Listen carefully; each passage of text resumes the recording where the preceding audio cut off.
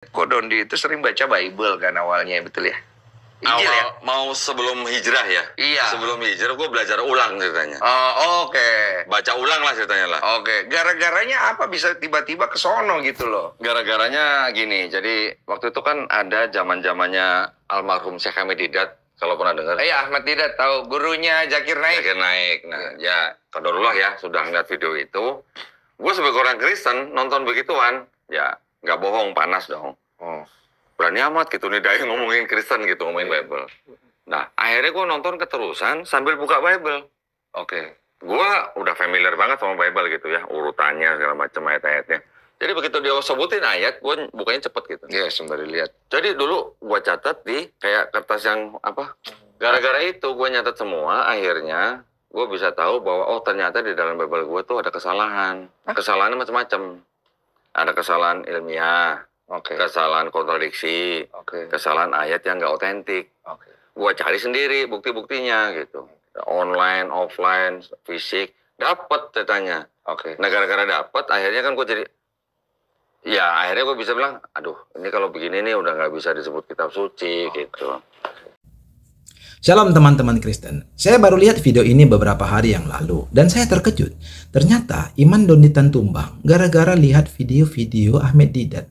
Memang seperti yang diceritakannya, imannya tidak langsung tumbang setelah melihat video-video tersebut.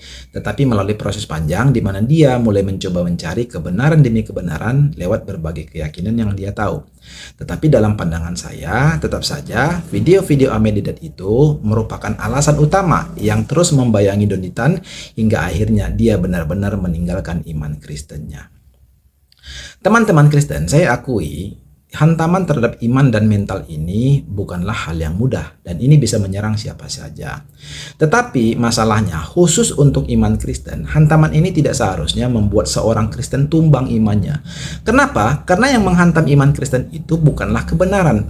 Sebab kebenaran adalah Tuhan itu sendiri dan firman-Nya yang ada di Alkitab. Mana ada kebenaran lain di luar itu?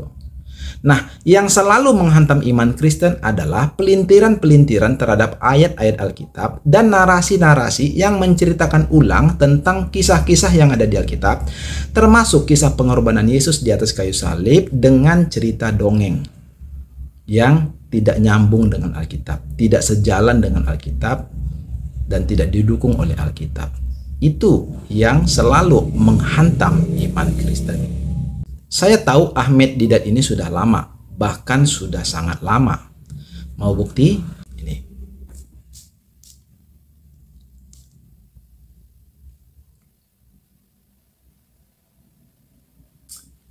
Oke.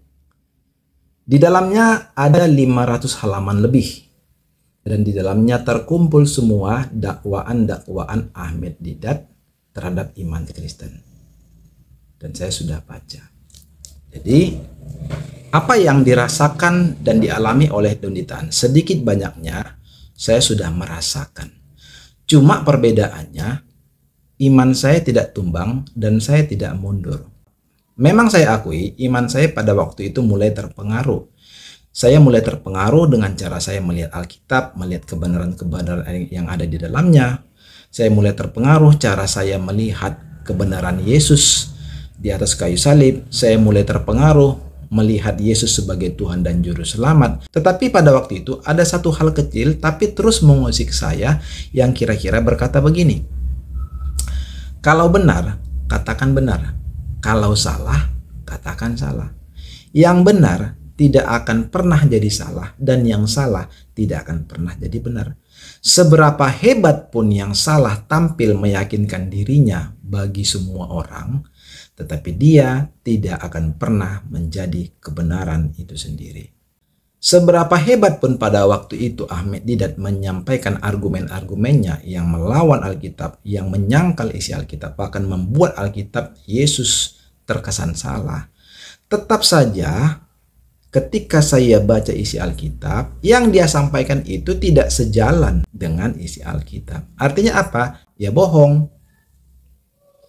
Jadi dusta. Ya, atau dipelintir kalau bahasa lainnya.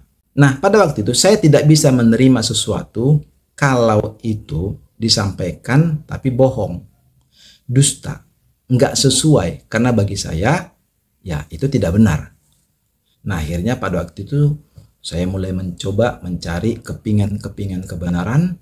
Saya mulai mencari ya kebenaran-kebenaran, dan singkat ceritanya sampai pada hari ini itu sudah berlalu, dan saat ini saya sudah melihat kebenaran itu dengan sangat sederhana, bahwa intinya ternyata Alkitab adalah kebenaran yang sesungguhnya. Di luar itu hanya bohong. Seperti yang dilakukan iblis di Taman Eden terhadap Hawa. Dia memutarbalikkan firman Tuhan.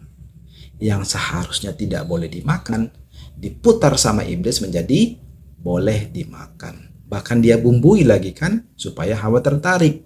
Yaitu Hawa akan menjadi sama seperti Allah. Ini model awalnya. Ini konsep originalnya. Dan inilah yang dikembangkan sampai sekarang ini. Jadi kalau kita melihat dusta demi dusta dihembuskan, dipropagandakan terhadap Alkitab, nah kita tahu siapa bapaknya. Kita tahu dari mana asal muasalnya. Oke? Jadi teman-teman Kristen, saya berpesan, khususnya teman-teman Kristen yang masih awam, maka itu ini adalah momen yang penting dan momen yang perlu sekali, momen yang tepat di mana kalian harus mulai belajar Alkitab sungguh-sungguh. Jangan cuma sekedar dibawa atau sekedar hanya menjadi sebuah aplikasi di handphone. Tetapi mulailah mencari, mulailah belajar dengan sungguh-sungguh.